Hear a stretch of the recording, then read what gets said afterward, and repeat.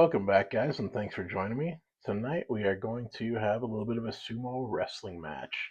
We are going to be comparing these two sumos. They're kind of the same but different, quite different actually, for being basically the same watch. So we're going to go over all the features and what might push you towards one or the other. A quick wrist check. My trusty Seiko SRPE 05, the King Turtle with the green dial. Love this watch and I wear it all the time. So what do we have here? This is the Seiko Sumo SFK 001, and that is the solar quartz. This one is the SPD 175, and that is going to be a 6R35 movement. This is the special edition ice diver with the gray dial. So let's talk about these two. First of all, both Sumos, same case, same bracelet, and we'll get to that here in a little bit, but classic Sumo case. Now, right off the bat, there are some differences with the cases. One of those is that the solar quartz, if you see where those drilled lug holes are, and then in comparison to these that are much closer to the tip of that flat brushed divide between the two polished sections. Let's hold those up side by side so you can see those. So interesting difference there. I assumed these would be the exact same case, but that is not true. So the end links on these, and it's impossible to tell until you try to put one on the other. And I did that, and they're different. And so the end links won't fit on each other. Now, I assume that this is the standard for all of this generation Sumo. And I'm guessing that this is different for whatever reason because it's the Solar Quartz GMT, but I'm really not quite sure. And the reason I was going to swap the bracelets is this one came to me used, and it was missing pins for two of the links. And so I've got a big fat wrist, as I talk about all the time. I've got an 8-inch wrist, and I wouldn't have been able to wear this bracelet without putting all the links back in. So I ended up having to buy pins and collars, which were quite expensive actually for what they are. That ended up costing me probably about $40 to get. What did I get, like 4 pins and 3 collars or something like that? So kind of crazy. And that's how I initially found that out, is I was just going to swap the bracelet back and forth. Well, you can't do that. Now, this one you see has the classic brushed with the polished little lip there on the center section. This one is all brushed, and that's because I rebrushed it, because again, this one came to me used and it had some marks on it, so I rebrushed it myself. Pretty straightforward, but that got rid of all the little polished area there. I did leave it on the end links, however. So that's the first difference. Different end links, different lug hole spacing. Now, the major difference is going to be this one is a solar quartz GMT, and so solar cell behind the dial, and it is a traveler's GMT, so you can operate that hour hand independently, just like that. Pretty cool. We'll talk about that here in a minute. This one is just a standard 6R35. Now it's got a 70-hour power reserve, which is actually really nice. Every time I've put this one down, when I pick it back up, it's running again. And I really like that. I don't have a lot of watches with big power reserves. And I've got a lot of watches, and so I cycle through them pretty regularly. So basically, all my watches are dead every time I pick them up, except for my quartz watches. Now, this one has been running every time I pick it up, but I've worn it a bunch lately because this is like my newest watch, and I actually really, really love this thing. All right, so now we've talked about the movements and how those are different, right? And that's a big difference. One is mechanical, automatic, one's solar quartz, and then again, a GMT. So that's an added complication, right? And a cool one. I really love that GMT function. Now let's talk about the bezels. So the bezel on the solar quartz, it feels a little bit snug. There's like a fair amount of resistance. It lines up okay. It's not perfect. It's kind of like it's just a hair off to the right there, but it's okay. It's fine.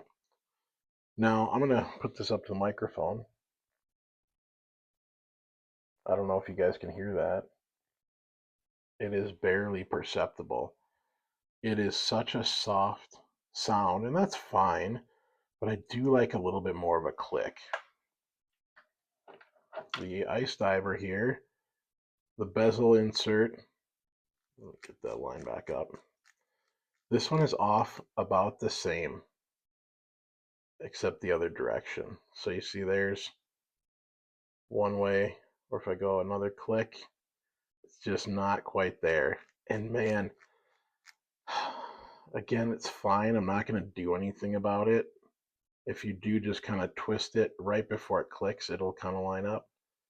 But it's not pushed all the way back against the click spring. So that I don't love, but whatever. This is a $900 watch, and for that to not line up, I don't think is great, right? Everyone talks about the Seiko, chapter rings and then the bezel inserts and all that kind of stuff. My SRPE lines up just fine as I bump the camera. Again, a $900 watch is what the MSRP on these was, and that's crazy to not line up. Now the bezel action itself, let's see if you guys can hear this.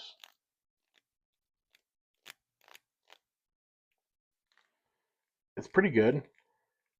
It is kind of soft, but there's definitely more of a click to it. I do wish it had a more refined click.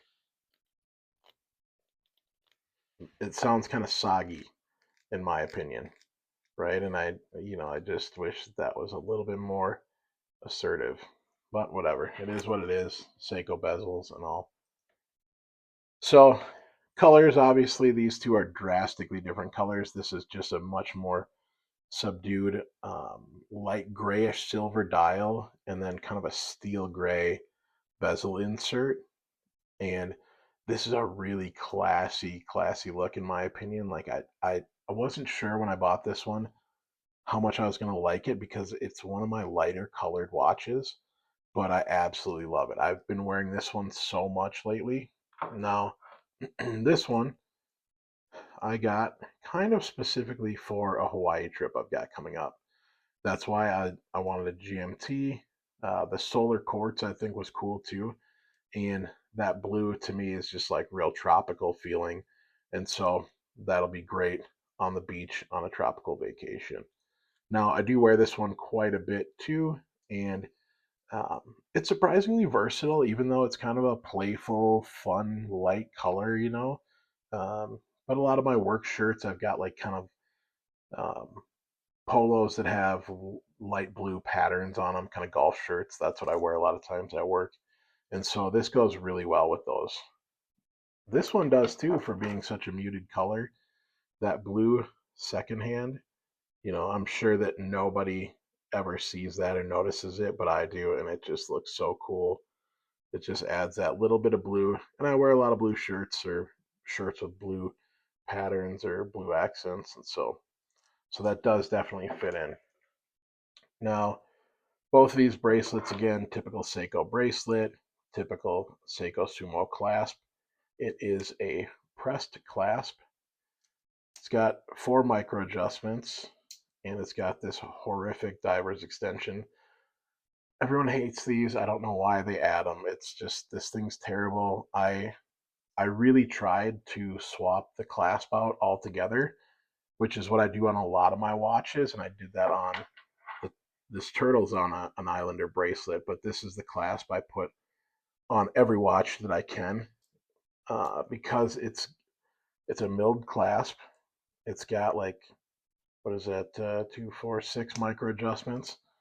It's very assertive. It just looks robust. It looks the part. It feels good.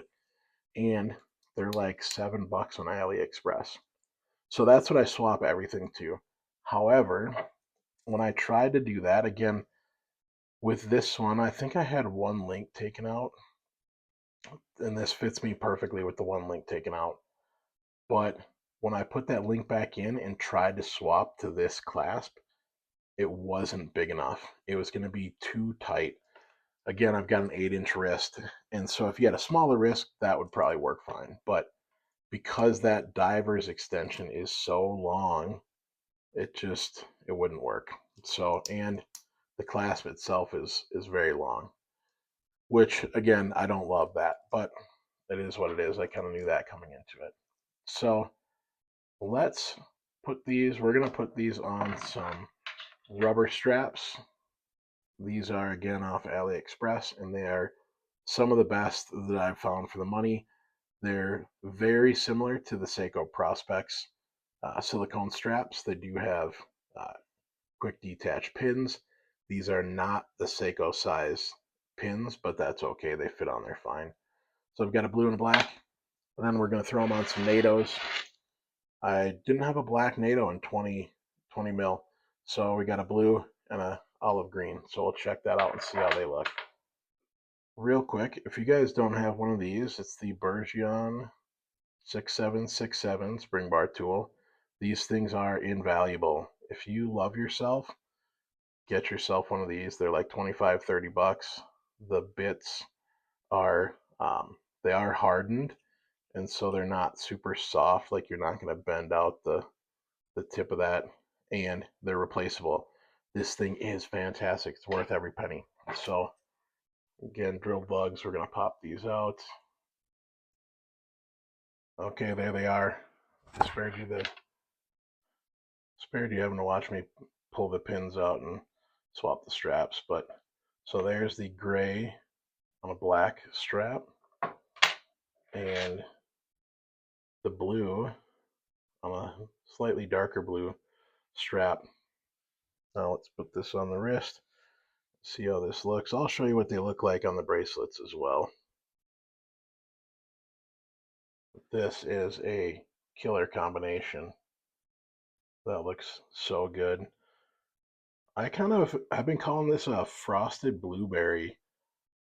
That's kind of what this reminds me of. It's like frosted blueberry or like blue raspberry, something like that. That strap doesn't match it perfectly, but that's all right. It doesn't have to. That one looks awesome. Again, kind of just a playful, fun color. Not your typical color for a watch. You know, there's plenty of blues out there, but not blue like that. They're usually like a darker blue, a royal blue, that kind of thing. This one looks absolutely killer. And in fact, this is what I was wearing earlier today, running around doing some errands. And this thing looks fantastic. So comfortable on these silicone straps. I'll put a link in the description for where to get these because they're like $6 or $7, maybe less. They've got this nice big fat brush buckle and this nice big fat metal keeper. Now the metal keepers kind of suck because they slide off and then your tail's hanging out, but man, they look so cool. And you could definitely slide it up farther and it'll be less likely to come off. But anyways, this thing looks fantastic.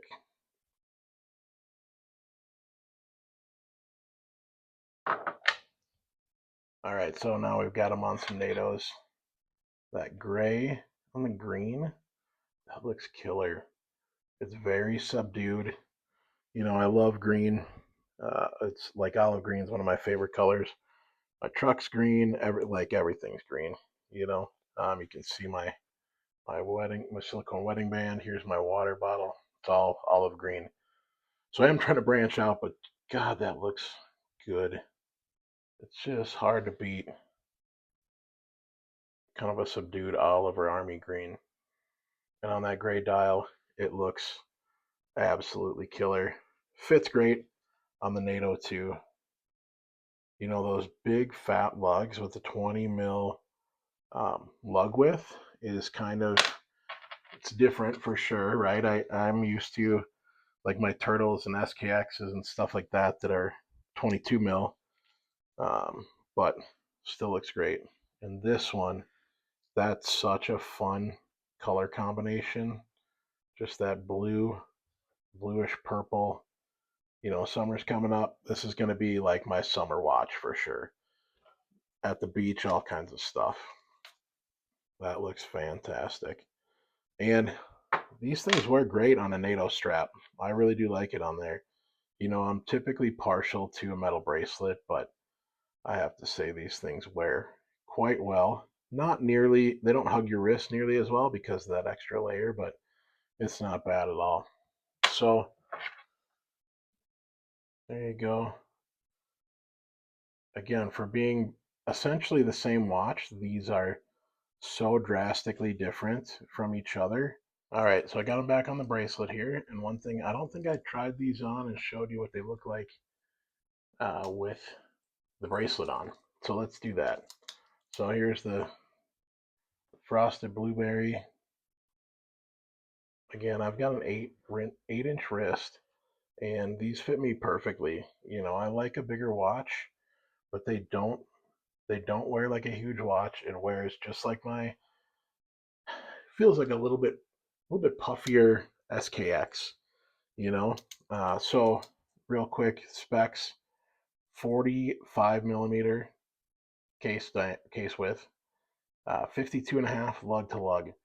Now these do have female end links, and so nice and narrow. I love that. I hate male end links. Like on my turtle,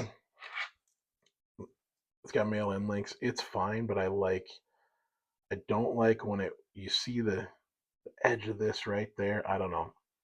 And you know, for people with smaller wrists, that's a problem, right? So let's put on the ice gray. Oh man, that looks so good. Just like kind of steel icy gray with the brushed, you know. God, it looks so good.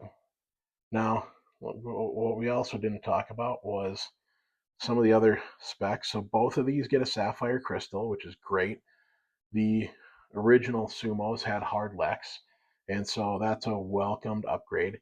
This one originally had a Cyclops on it, and the previous owner removed it and did it quite well. You can see in the glare, there's like no marks on the crystal there, and I'm so happy he did because the one thing I think can ruin a dial and a crystal is a Cyclops. It just I hate them. I hate them on everything. On my King Turtle here, that big wide one, it's coming off soon. I'm just trying to work up the nerve to you got to heat that up and use some acetone. It'll come right off, but working up the nerve. So sapphire crystal. My understanding is that this bezel insert is a steel insert with a lacquered finish.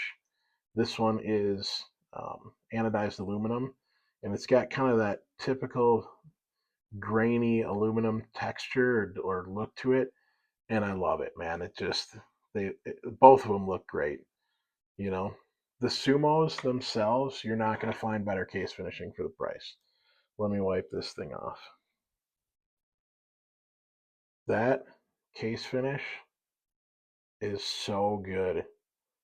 The polished on the top and bottom, and then that brushed separation, and it's just like a hard, crisp line, and then the brushed top of the lugs, and then this little bevel inside there is polished. So it's just very dynamic, and there's a lot going on there. It's such a cool case. I I kind of didn't even think about them until I saw this one, and I thought I'm gonna give that a try. And man, I'm in love. These things are so great. A fantastic watch. Now this Solar Quartz GMT MSRP on it's like 700, I believe. I paid 500 on eBay, brand new, box and papers, and I think that's a steal, right? This thing is Now it's because it's solar quartz, it's going to be a little bit cheaper than a mechanical watch, but still just a fantastic option. Now, the Ice Diver was a special edition, and these were like 900 bucks everywhere you'd look. I have not seen another one for sale. I've looked just to kind of compare pricing. I got a screaming deal on this one on Facebook in a watch group, and it shows some wear, but that's all right. It came to me with some scratches and some love, like you can see some marks in the bezel there. But it's made me wear it more, right? Because this one was already not pristine, and so I didn't have to worry about it. And I certainly didn't pay anywhere near 900 bucks. If I did, I'd be a lot more um, delicate with this thing, and I love that I don't have to be. So all in all, I think both of these are fantastic watches. They serve different purposes and are going to appeal to different folks potentially, but I love both of them. And, this one's a little bit more, I keep saying playful, but it's fun, it's playful, it's summery, it's kind of tropical. This one is a little bit more buttoned down, a little bit more, you know, um, reserved, but it's just a sharp looking watch. So both of them are killer. Now let's take a look at the loom. The loom is almost identical on both of these. All right, so I got one light left. I'm going to hit these with the black light, and then I'm going to turn this studio light off. There we go. And let's see how that looks. Man, that loom is killer. Can't really tell a difference there. I don't see any at all, really. Great loom. Now you do see that loomed GMT hand right there, and it's slightly different. It's got the blue loom, and so it stands out. Now let's compare that with set those right there. I'm gonna get my turtle in here. I'm gonna turn the black light back on. We'll hit them again and see how these three look. So turtle on the left, solar quartz in the middle, ice diver on the right. Well, shake the camera. They're basically exactly the same. To the naked eye, I can't tell a bit of difference, but they all look fantastic. Good, strong loom. All right, so let's talk about one more difference between these two, and I'm actually going to move them out of the way for that. And the difference has been staring us in the face this whole time, and that's the packaging.